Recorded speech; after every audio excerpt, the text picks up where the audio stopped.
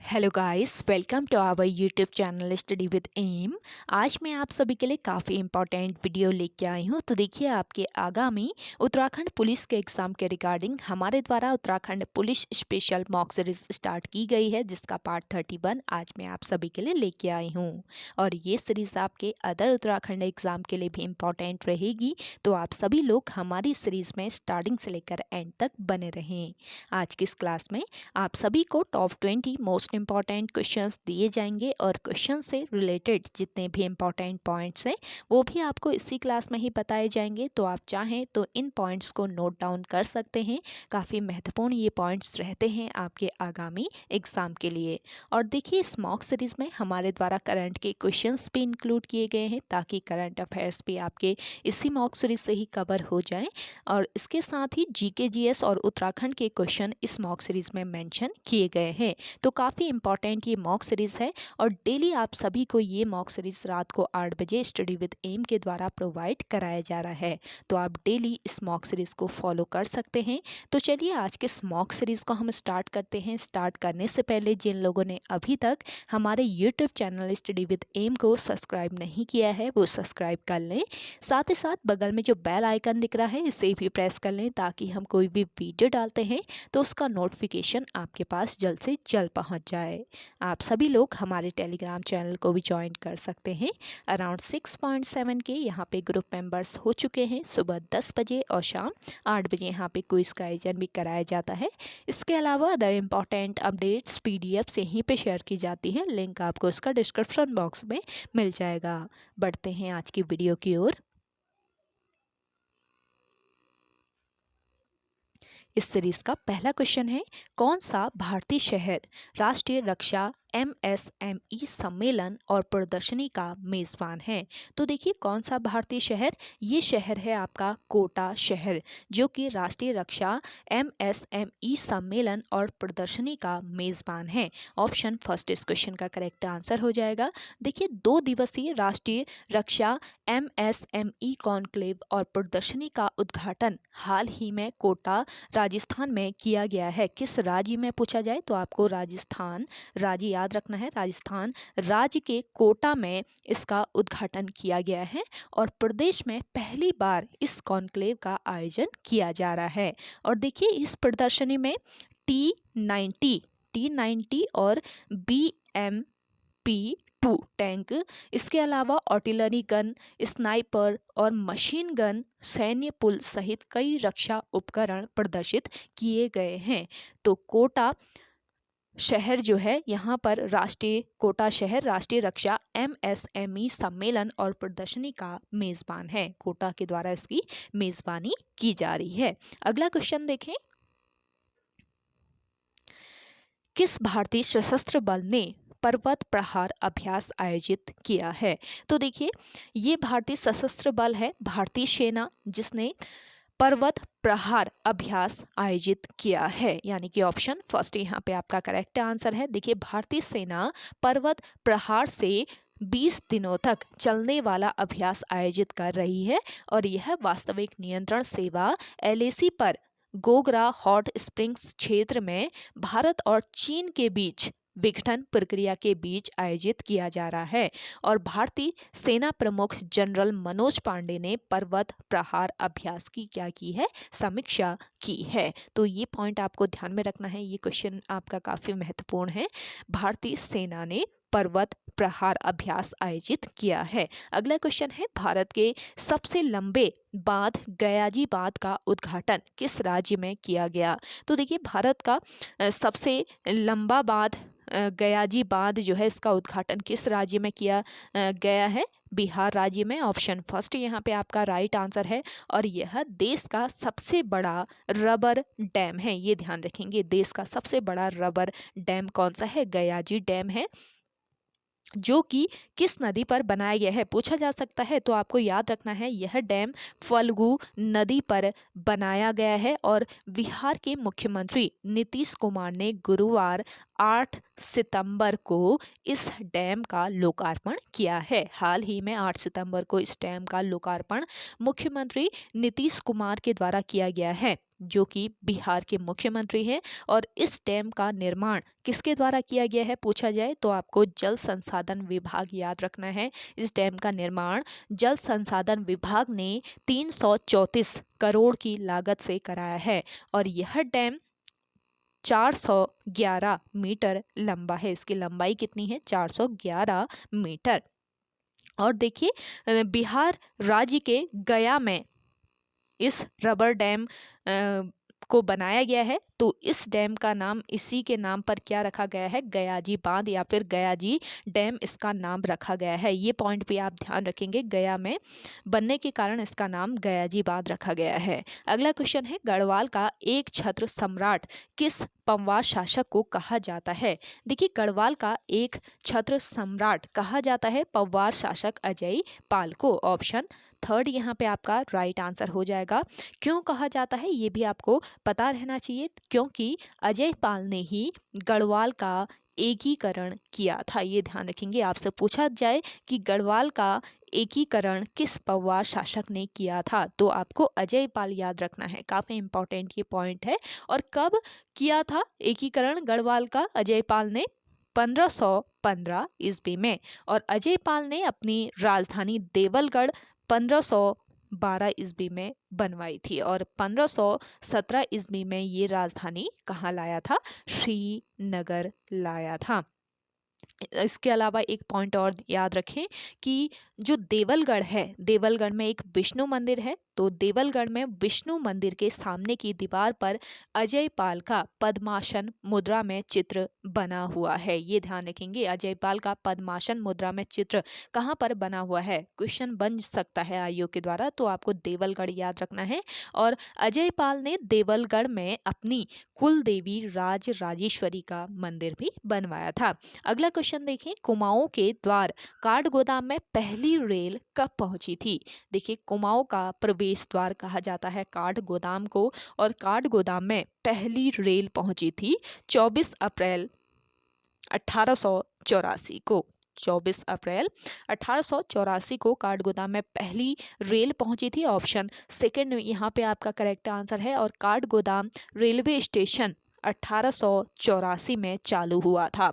काठगोदाम में रेलवे की बड़ी लाइन कब बनाई गई थी? तो ये भी ध्यान रखना है आपको। यहाँ पर काठगोदाम में रेलवे की जो बड़ी लाइन है ये 1994 ईस्वी में बनाई गई। और आपसे पूछा जाए कि टनकपुर जो कि किस जनपद में स्थित है? चंपावत जनपद में स्थित है आपका टनकपुर। टनकपुर में पहली रेल या मालगाड़ी कब पहुंची थी ये भी आपसे पूछा जा सकता है आयोग के द्वारा। तो आपको ये पॉइंट भी आपको याद रखना है, 1910 ईस्वी में पहुंची थी टनकपुर में जो कि चंपावत जनपद में स्थित है। यहाँ पर पहली रेल या मालगाड़ी वर्ष 1910 में पहुंची थी। और बात करें काठगोदाम की तो कुमाऊं का प्रवेश द्वार कहा जाता है काठगोदाम को। और इसे बमोरी घाट, ये ध्यान रखेंगे, बमोरी घाट या फिर बाड़ा खेड़ी, बमोरी घाट या फिर बाड़ा खेड़ी भी कहा जाता है। अगला क्वेश्चन देखें,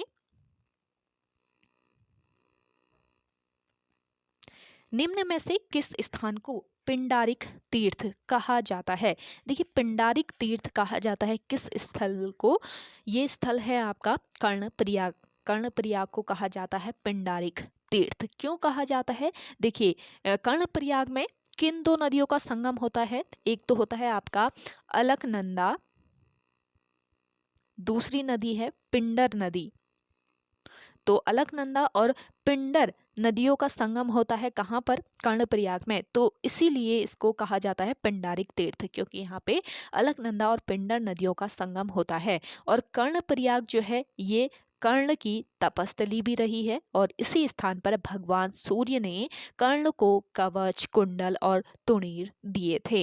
अगला क्वेश्चन देखें। अगला क्वेश्चन है आप सभी लोगों के लिए, किस कवि ने अपनी कविता वृक्षण को विलय, विलय नहीं इसको करेक्ट कर लीजिएगा, वृक्षण को विलाप है, ये कविता का नाम है वृक्षण को विलाप, तो आप करेक्ट कर लीजिए। किस कवि ने अपनी कविता वृक्षण को विलाप में वनों की वेदना को दर्शाया है? तो काफी महत्वपूर्ण ये क्वेश्चन है।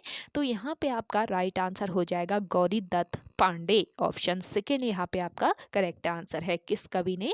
गौरीदत्त पांडे ने अपनी कविता वृक्षन को विलाप में वनों की वेदना को दर्शाया है। गौरीदत्त पांडे, इनको इन शॉर्ट गौरदा भी कहा जाता है, गौरदा इनका उपनाम है, ये भी ध्यान रखेंगे। गौरीदत्त पांडे कुमाऊनी के राष्ट्रवादी विचारधारा के संवाहक कवि थे और गौरदा अल्मोड़ा जनपद के पटिया ग्राम के, याद रखेंगे, अल्मोड़ा जनपद के पटिया ग्राम के निवासी थे तथा वैद्य की जो है इनका पैतृक व्यवसाय था। ये क्वेश्चन अक्सर पूछ लिया जाता है आयोग के द्वारा, ये ध्यान रखेंगे। जो गौरीदत्त पांडे हैं, आपसे पूछा जाए गौरी दत्त पांडे जो है इनका पैतृक व्यवसाय क्या था, तो क्या था? वैद्यकी, यानी कि इनके जो पैतृक थे वो क्या थे? वैद्य थे। वैद्यकी इनका पैतृक व्यवसाय था।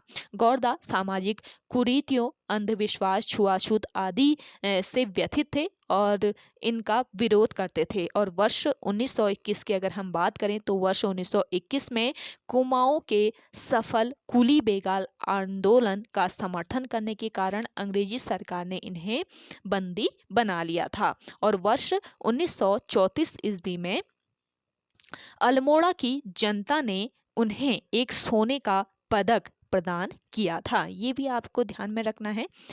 कब किया था सोने का पदक अल्मोड़ा की जनता ने गौरदा को? वर्ष 1934 ईस्वी में। चलिए अगला क्वेश्चन है आप सभी लोगों के लिए। राज्य के युवकों को सेना में जाने के लिए उत्साहित करने वाला नृत्य कौन सा है? देखिए, राज्य के युवकों को सेना में जाने के लिए उत्साहित करने वाला जो नृत्य है, ये नृत्य है आपका सिपैया नृत्य। सिपैया, सिपैया ये नृत्य है, तो ये ध्यान रखेंगे कौन सा ये नृत्य है। राज्य के युवकों को सेना में जाने के लिए उत्साहित करने वाला सिपैया नृत्य। सिपैया नृत्य जो है ये देश प्रेम की भावना से ओतप्रोत होता है। और इसके अलावा बात करें लंगवीर नृत्य की, तो लंगवीर नृत्य पुरुषों द्वारा खंबे पर चढ़कर किया जाता है। ये ध्यान रखेंगे, किसके द्वारा? सिर्फ पुरुषों के द्वारा किया जाने वाला ये नृत्य है जो कि खंबे पर चढ़कर किया जाता है और इसे नट नृत्य भी कहा जाता है। तो आपसे पूछा जाए किस नृत्य को नट नृत्य कहा जाता है, तो ये है आपका लंगवीर नृत्य। बात करें बाजूबंद नृत्य की, तो रवाई क्षेत्र में किया जाने वाला यह नृत्य है। कहाँ पर किया जाता है? रवाई क्षेत्र में किया जाता है बाजूबंद नृत्य। और स्त्री व पुरुषों के बीच संवाद को यह संवाद जो है यह नृत्य है। स्त्री और पुरुषों के बीच संवाद है ये एक नृत्य जो कि कौन सा है? बाजूबंद नृत्य है। एक संवाद रहता है बाजूबंद नृत्य में। और गढ़वाल में बाजूबंद नृत्य को क्या कहा जाता है? दूड़ा नृत्य कहा जाता है। ये भी आपका महत्वपूर्ण पॉइंट है। एक अन्य नाम भी आपको याद रखना है, गढ़वाल में बाजूबंद जो नृत्य है इसको दूड़ा नृत्य कहते हैं। बात करें भगनौल नृत्य की, तो भगनौल जो है ये कुमाऊं क्षेत्र में मेलों के अवसर पर किया जाता है और इसमें हुड़का प्रमुख वाद्य यंत्र होता है। अगला क्वेश्चन देखिए, उत्तराखंड में नैलेश्वर मंदिर कहाँ पर स्थित है? देखिए, उत्तराखंड राज्य में नैलेश्वर मंदिर स्थित है आपके किस जनपद में? रुद्रप्रयाग जनपद में। ऑप्शन 4 यहाँ पे आपका राइट आंसर हो जाएगा। नैलेश्वर मंदिर रुद्रप्रयाग जनपद के खवाड़ा गांव में। कभी कभी गांव भी दे दिया जाता है आयोग के द्वारा, जनपद नहीं, सिर्फ गांव पूछ लिया जाएगा तो वो भी आपको याद रखना है। खवाड़ा, रुद्रप्रयाग जनपद के खवाड़ा गांव में नैलेश्वर मंदिर स्थित है। और इसके अलावा देखिए रुद्रप्रयाग में एक और मंदिर है जिसका नाम है कार्तिक स्वामी मंदिर। कार्तिक स्वामी मंदिर भी आपके रुद्रप्रयाग जनपद में ही स्थित है, जो कि किस पर्वत पर स्थित है? क्रोंच पर्वत पर स्थित है। काफी प्रसिद्ध मंदिर है ये रुद्रप्रयाग जनपद का कार्तिक स्वामी मंदिर। इसके अलावा नैलेश्वर मंदिर तो आपका रुद्रप्रयाग के खवाड़ा गांव में है। अगला क्वेश्चन देखें, निम्न में से किस नदी को अश्रु जल की नदी कहा गया है? देखिए, अश्रु जल की नदी किस नदी को कहा गया है? टोंस नदी को। ऑप्शन सेकेंड यहाँ पे आपका राइट आंसर हो जाएगा। देखिए, टोंस नदी कहाँ से निकलती है? उत्तर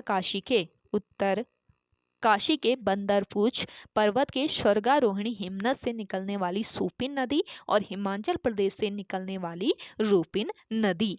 यानी कि जो टोंस नदी है ये रूपिन और सूपिन नदियों से मिलकर बनती है? तो ये ध्यान रखेंगे, रूपिन और सूपिन नदियों से मिलकर बनती है टोंस नदी। और टोंस की सहायक नदी कौन सी नदी है? एक तो है आपकी खूनी गाड़, दूसरा मौना गाड़। तो ये इसकी सहायक नदियां हैं, मौना गाड़ और खूनी गाड़। टोंस नदी उत्तराखंड और हिमाचल प्रदेश का बॉर्डर निर्धारित करने वाली नदी है। ये पॉइंट भी आपका इम्पॉर्टेंट है, इसको ध्यान रखेंगे। आप सभी को आज का ये सेशन पसंद आ रहा है तो लाइक कर लीजिए। जिन लोगों ने अभी भी हमारे YouTube channel study with M को सब्सक्राइब नहीं किया है वो सब्सक्राइब कर लें, और ज़्यादा से ज़्यादा आप सभी को इस सेशन को शेयर करना है अपने दोस्तों के साथ। अपने व्हाट्सएप ग्रुप में डेली आपको ये सेशन रात को 8 बजे प्रोवाइड कराया जा रहा है, जो कि काफ़ी महत्वपूर्ण है। देखिए, करंट से रिलेटेड क्वेश्चन भी आपको दिए जा रहे हैं, जीके जीएस दिया जा रहा है, साथ ही साथ उत्तराखंड भी इस मॉक सीरीज में मेंशन की गई है। तो आप सभी लोग डेली इस मॉक सीरीज को फॉलो कर सकते हैं, और काफ़ी मेहनत से हम बनाते हैं इस मॉक सीरीज़ को। आप सभी लोग शेयर जरूर कीजिएगा इस मॉक सीरीज़ को अपने दोस्तों के साथ, अपने व्हाट्सएप ग्रुप्स में। देखिए, अगला क्वेश्चन है आपका, मौर्य वंश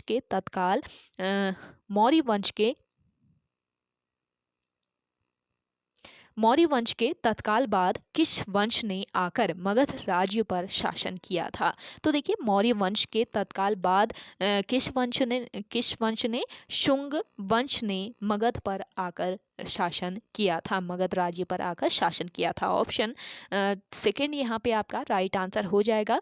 देखिए, अंतिम मौर्य सम्राट कौन थे? अंतिम मौर्य सम्राट थे बृहद्रथ थे। तो अंतिम मौर्य सम्राट बृहद्रथ की हत्या करके उसके सेनापति पुष्यमित्र शुंग ने 184 ईस्वी पूर्व में शुंग वंश की स्थापना की थी। तो ये पॉइंट आपको ध्यान में रखना है। अंतिम मौर्य सम्राट थे बृहद्रथ, तो इनकी हत्या करके इनके ही सेनापति पुष्यमित्र शुंग ने वर्ष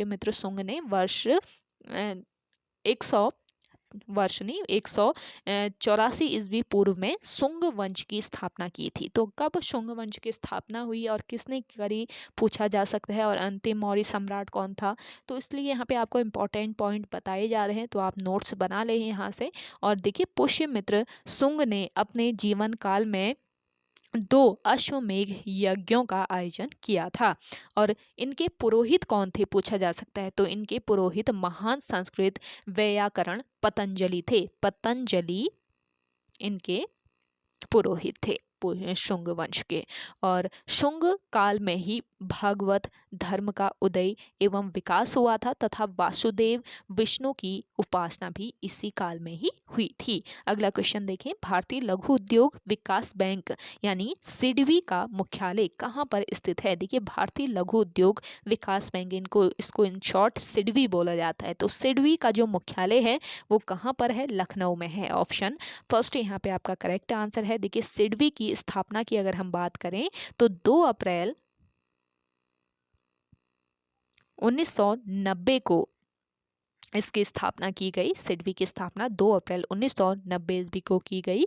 भारतीय औद्योगिक विकास बैंक के सहायक बैंक के रूप में इसकी स्थापना की गई थी 2 अप्रैल 1990 ईस्वी को। और इसका हेडक्वार्टर कहाँ पर स्थित है? उत्तर प्रदेश की राजधानी लखनऊ में इसका हेडक्वार्टर स्थित है। और सिडबी लघु उद्योगों को, व्यापारिक बैंकों को, सहकारी और क्षेत्रीय ग्रामीण बैंकों तथा राज्य औद्योगिक वित्त निगमों के जरिए बिजनेस लोन की सहायता प्रदान करता है। अगला क्वेश्चन देखें। अगला क्वेश्चन है आप सभी लोगों के लिए, निम्न में से किस भाषा का उद्गम द्रविड़ से नहीं हुआ है? तो देखिए, द्रविड़ से किस भाषा का उद्गम नहीं हुआ है? गुजराती भाषा का। ऑप्शन फोर्थ यहाँ पे आपका राइट आंसर है। देखिए, गुजराती भाषा की अगर हम बात करें तो गुजराती भाषा आधुनिक आर्य भाषाओं में से एक है, और इसका विकास सौरसेनी प्राकृत के परवर्ती रूप नागर अपभ्रंश से हुआ है। गुजराती भाषा का क्षेत्र कहाँ से कहाँ तक है ये भी आपको पता रहना चाहिए। देखिए, गुजराती भाषा का क्षेत्र गुजरात, इसके अलावा सौराष्ट्र और कच्छ के अतिरिक्त महाराष्ट्र का सीमावर्ती प्रदेश तथा राजस्थान का दक्षिण पश्चिम भाग भी है। और भारत की दूसरी भाषाओं की तरह गुजराती भाषा का जन्म किससे हुआ है? संस्कृत से। संस्कृत से गुजराती भाषा का जन्म हुआ है, ये पॉइंट आप ध्यान रखें। अगला क्वेश्चन देखें, भील जनजाति के प्रसिद्ध लोक नाटक का नाम क्या है? मोस्ट इंपॉर्टेंट क्वेश्चन है। भील जनजाति के प्रसिद्ध लोक नाटक का नाम है गवरी। ऑप्शन फर्स्ट यहाँ पे आपका राइट आंसर हो जाएगा। भील जनजाति के प्रसिद्ध लोक नाटक का नाम क्या है? गवरी है। भील जो है ये मध्य भारत की एक जनजाति है और यह जनजाति भारत की सर्वाधिक क्षेत्र में फैली हुई है। और इस जनजाति के लोग कौन सी भाषा बोलते हैं पूछा जाए तो भील भाषा ये लोग बोलते हैं। और भील जनजाति को भारत का बहादुर धनुष पुरुष कहा जाता है। भारत के प्राचीनतम जन समूहों में से एक भीलों की गणना पुरातन काल में राजवंशों में की जाती थी, जो कि बिहिल वंश के नाम से प्रसिद्ध था। जो आपका भील जनजाति है, भीलों की गणना पुरातन काल में राजवंशों में की जाती थी, जो कि भील वंश के नाम से प्रसिद्ध था। और इस वंश का शासन कहाँ पर था? पहाड़ी इलाकों में इस वंश का, भील वंश का शासन हुआ करता था। अगला क्वेश्चन देखिए, नालंदा विश्वविद्यालय की स्थापना किसने की थी? देखिए, नालंदा विश्वविद्यालय की स्थापना की थी कुमार गुप्त ने। कुमार गुप्त प्रथम के समय नालंदा विश्वविद्यालय की स्थापना हुई थी, तो ये ध्यान रखेंगे, कुमार गुप्त ने इसकी स्थापना की। चंद्रगुप्त द्वितीय विक्रमादित्य के पश्चात उसका पुत्र कुमार गुप्त प्रथम गुप्त साम्राज्य का शासक बना था। और कुमार गुप्त प्रथम जो था ये गुप्त साम्राज्य का शासक बना था। किसके बाद? चंद्रगुप्त द्वितीय विक्रमादित्य के पश्चात उसका पुत्र कुमार गुप्त प्रथम गुप्त साम्राज्य का शासक बना। और गुप्त शासकों में सर्वाधिक अभिलेख जो प्राप्त हुए थे ये कुमार गुप्त के ही प्राप्त हुए हैं। और इसने बहुत अधिक संख्या में मयूर आकृति की रजत मुद्राएं जो हैं वो प्रचलित की थी, ये ध्यान रखेंगे। तो गुप्त वंश में सबसे अधिक संख्या में मयूर आकृति की रजत मुद्राएं किसने प्रचलित की पूछा जाए आपको? कुमार गुप्त यहाँ पे याद रखना पड़ेगा। अगला क्वेश्चन देखें, चंपूली नृत्य किस जनजाति द्वारा किया जाता है? आपका महत्वपूर्ण क्वेश्चन है। चंपूली नृत्य की अगर हम बात करें तो ये किस जनजाति के द्वारा किया जाने वाला नृत्य है? भोटिया जनजाति। यहाँ पे आपका राइट आंसर हो जाएगा भोटिया जनजाति।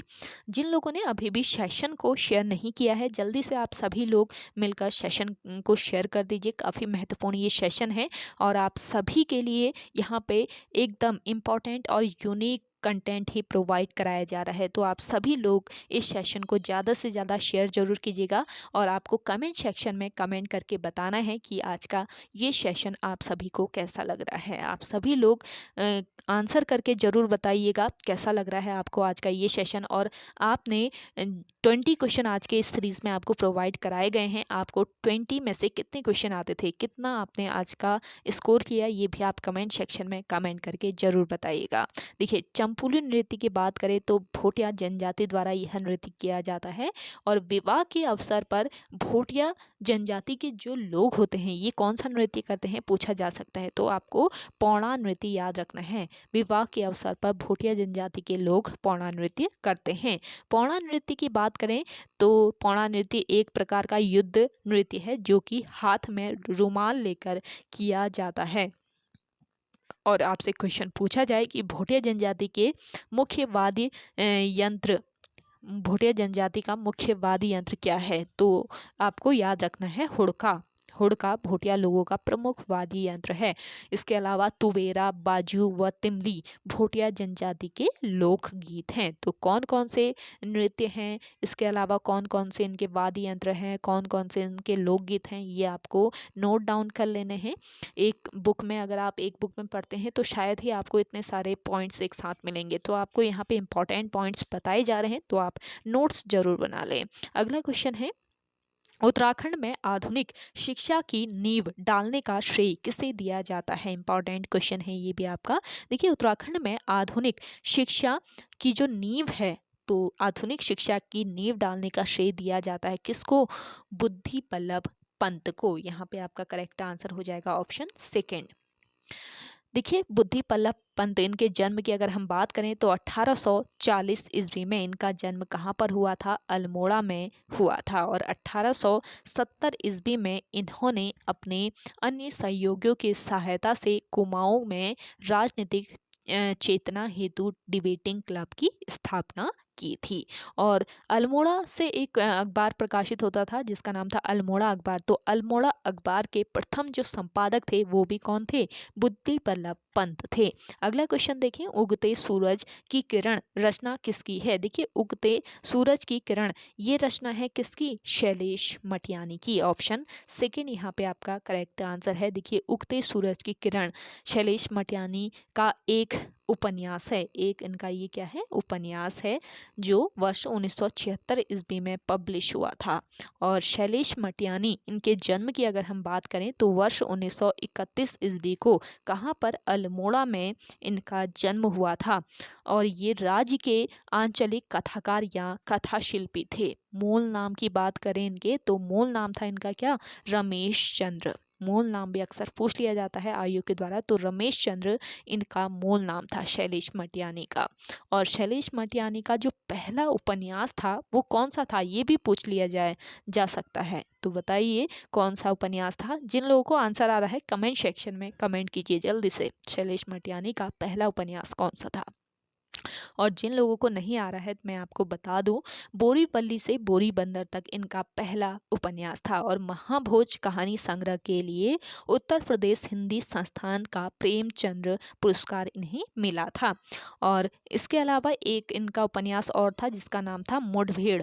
मुठभेड़ उपन्यास। तो मुठभेड़ उपन्यास के लिए इन्हें फणीश्वर नाथ रेणु पुरस्कार से सम्मानित किया गया था। अगला क्वेश्चन देखिए। अगला क्वेश्चन है आप सभी लोगों के लिए, उत्तराखंड का राजकीय फल कौन सा है? देखिए उत्तराखंड राज्य के राजकीय फल की अगर हम बात करें तो कौन सा फल है? राजकीय फल है उत्तराखंड राज्य का काफल। ऑप्शन फोर्थ यहाँ पे आपका राइट आंसर हो जाएगा। और इसके वैज्ञानिक नाम की अगर हम बात करें काफल के तो क्या है इसका वैज्ञानिक नाम? मायरिका एस्कुलेटा। मायरिका एस्कुलेटा इसका वैज्ञानिक नाम है। आपसे पूछा जाए कि राजकीय फल का वैज्ञानिक नाम बताएं तो आपको राजकीय फल का वैज्ञानिक नाम याद रखना है। राजकीय फल है काफल और इसका वैज्ञानिक नाम क्या है? मायरिका एस्कुलेटा। और उत्तराखंड राज्य का खेल कौन सा है पूछा जाए तो आपको फुटबॉल याद रखना है। उत्तराखंड राज्य का राज्य खेल कौन सा है? फुटबॉल है। और इसे कब राज्य खेल घोषित किया गया? वर्ष 2011 में फुटबॉल को राज्य खेल घोषित किया गया था वर्ष 2011 में। और उत्तराखंड राज्य की राजभाषा पूछी जाए तो आपको सभी को पता होगा हिंदी राजभाषा है। द्वितीय राजभाषा कौन सी है? संस्कृत है। इसके अलावा संस्कृत को राज्य की दूसरी राजभाषा का दर्जा कब दिया गया? संस्कृत को दूसरी राजभाषा कब घोषित किया गया पूछा जा सकता है तो वर्ष 2010 आपको याद रखना है। तो ये सभी पॉइंट आपको यहाँ पे बताए जाते हैं जो कि काफ़ी महत्वपूर्ण है। तो इन पॉइंट्स को आप सभी लोग जरूर ध्यान में रखें। चलिए लास्ट क्वेश्चन देखते हैं आज के सेशन का। स्वामी विवेकानंद ने कुमाऊं मंडल में पहले आश्रम की स्थापना कहाँ की थी? देखिए स्वामी विवेकानंद ने कुमाऊं में कई आश्रमों की स्थापना की थी। और पहले आश्रम की अगर हम बात करें तो पहले आश्रम की स्थापना इन्होंने कहाँ पर की थी? अल्मोड़ा में की थी। यानी कि ऑप्शन सेकेंड यहाँ पे आपका राइट आंसर हो जाएगा। तो ओके गाइज आज के इस सेशन में इतना ही। आई होप आप सभी को आज का ये सेशन पसंद आया होगा। अगर आप सभी को आज का ये सेशन पसंद आता है तो इस सेशन को लाइक कीजिएगा, शेयर कीजिए। और जिन लोगों ने अभी भी हमारे YouTube channel study with M को सब्सक्राइब नहीं किया है वे लोग ज़रूर सब्सक्राइब कीजिएगा। और आप सभी को सुबह 10 बजे one liner question series provide कराई गई थी तो आप सभी लोग उस सीरीज़ को ज़रूर फॉलो कीजिएगा। काफ़ी महत्वपूर्ण वन लाइनर क्वेश्चन आपको दिए गए हैं। तो आप सभी लोग जिन लोगों ने नहीं फॉलो किया है स्टडी विद एम पर विजिट करके फॉलो जरूर कीजिएगा। तो चलिए मिलते हैं एक नई इंटरेस्टिंग वीडियोस के साथ। तब तक के लिए धन्यवाद।